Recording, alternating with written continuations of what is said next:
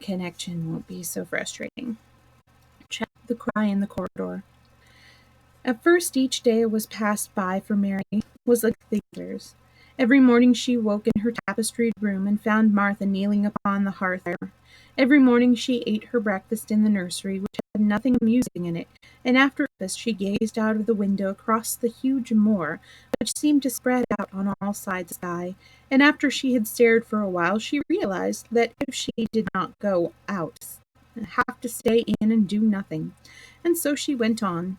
She did not know was the best thing she could have done, and she did not know that when she began to walk quickly, or even paths and down the avenue, she was stirring her slow blood and making herself stronger by the wind, which swept down from the moor. She ran only to make herself warm, and she hated the wind which rustled at her face and roared and back as if she were some giant she could not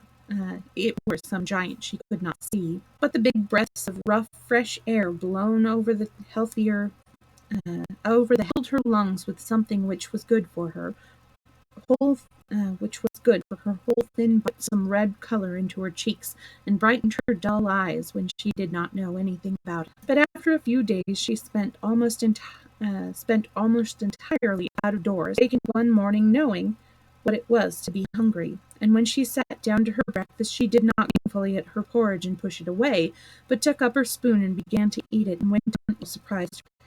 "It's there in the moor that's given thee stomach for the victuals, Mary. It's lucky for thee that thou got victuals as well as appetite. There's been twice that stomach and nothing to put in it. You got on playing out of doors every day, and you'll get some flesh on your bones, and you won't be so yellow." "Don't play," said Mary. "I have nothing to play with." "Nothing to play with!" exclaimed Mary. "Are just sticks and stones. They just runs about and shouts and looks at things." Mary doubt. She looked at things. There was nothing else to do. She walked round and round, wandered about the paths in the park. Sometimes she looked for Ben Weatherstaff, but those several times she saw him at work, he was too poor or was too surly. Once when she was walking toward him, she picked up and turned away as if he did it on purpose. One place she went to than any other. It was the long walk outside the gardens with the walls around. There were bare flower beds on either side of it, and against the walls an ivy grew thickly. There was one part of the wall where the creeping dark green leaves were more bushy than elsewhere. It seemed as if for a long time that part had been neglected, that it had been clipped and made to look neat, but at this lower end of the walk it had not at all. A few days after she had talked to Ben Weatherstaff, Mary stopped this and wondered why it was so. She had just paused and was looking up at a long spray of ivy swinging in the wind when she saw a gleam of scarlet and heard a brilliant chirp, and on the top of the wall perched Ben Weatherstaff's robin redbreast, tilting forward to look at her whole head on one side. "Oh!" she cried out, "is it you?" And it did not seem at all queer to her that she spoke to him as if she knew that he would understand and answer her. He did answer. He twin hopped along the wall as if he were telling her all sorts of things. It seemed to Mistress to understood him too, though it was not speaking in words. It was as if he was saying, "Good, isn't the wind nice? Isn't the sun nice? Isn't everything nice? Let us both chirp and hop and come on!" Mary began to laugh, and as she hopped and took little flights along, she ran after him. Poor little thin, sallow, ugly Mary. She actually wept for a moment. I like you, she cried out, pattering down the walk, and she chirped and whistled, which last she didn't know how to do in the least. He seemed to be quite satisfied, and chirped and whistled back at her. At last he spread his wings in flight to the top of a tree, where he perched and sang loudly. That reminded Mary of the first time she had seen him. He had been swinging on a tree top, and she had been standing in the orchard. Now she was on the other side of the orchard and standing outside a wall much lower down, and there was the same tree inside. "Garden no one can get into," she said to herself. "It's the garden without a door. He lives. I wish I could see what it's like. She ran up the walk to the garden door, to the green door she's mourning. Then she ran down the path through the other door, and then into the orchard. And when she looked up, there was the tree on the other side of the wall, and there was the robin just finishing his song to preen his feathers with his beak. "It is the garden," she said. "I'm sure of it." Round and looked closely at that side of the orchard wall, but she only found what she had found before, no door in it. Then she ran through the kitchen gardens again, and out into the walk by the long ivy-covered wall, and she walked to the edge of it and looked at it, but there was no. And then she walked to the other side, looking again, but there was no door. It's very sudden. Ben Weatherstaff there said there was no door, and there is no door.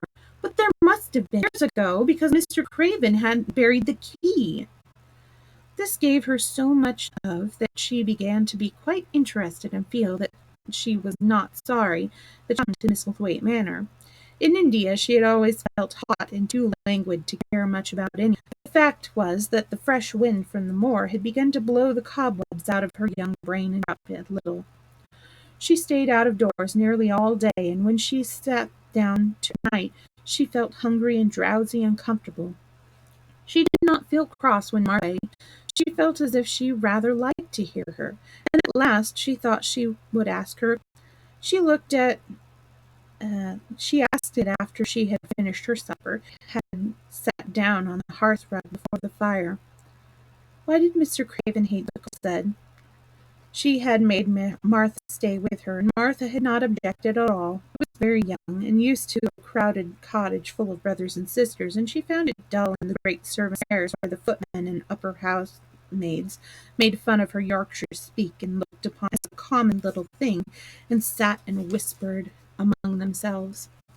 Martha, and the strange child who lived in India, and been by blacks, was not novelty enough to attract her. She sat down herself without waiting to be asked. "Art thou thinking about that garden yet?" she said. "I knew thou would. That was just the way with me when I first heard about it." "What?" Mary persisted. Martha tucked her feet under her and made herself quite. "Listen to the wind wuthering about around the house," she said. "You could get up on the moor if you was out on it tonight." Mary did not know what it meant until she listened, and then she understood. It must mean that hollow sort of roar which rushed round and round the house, as if the giant no one could footing it, and beating it at the walls and windows to try to break in. But he could not get in, and somehow it made one feel very safe and very warm inside a coal fire. "But why did he hate it so?" she asked, after she had listened. She intended to know if Martha did. Then Martha gave up her knowledge. "Mind," she said, "Mrs. Medlock said it's not to be talked about. There's a lowest place that's not to be talked over. That's Mr. Craven's orders. His troubles are servants' business, he says. But for the garden, he wouldn't be like he is. It was Mrs. Craven's garden that she had made when first they were married, and they used to tend the flowers together, and none of the gardeners let to go in. Him and her used to go in and shut the door and stay there for hours reading and talking. And she was just a bit of a girl.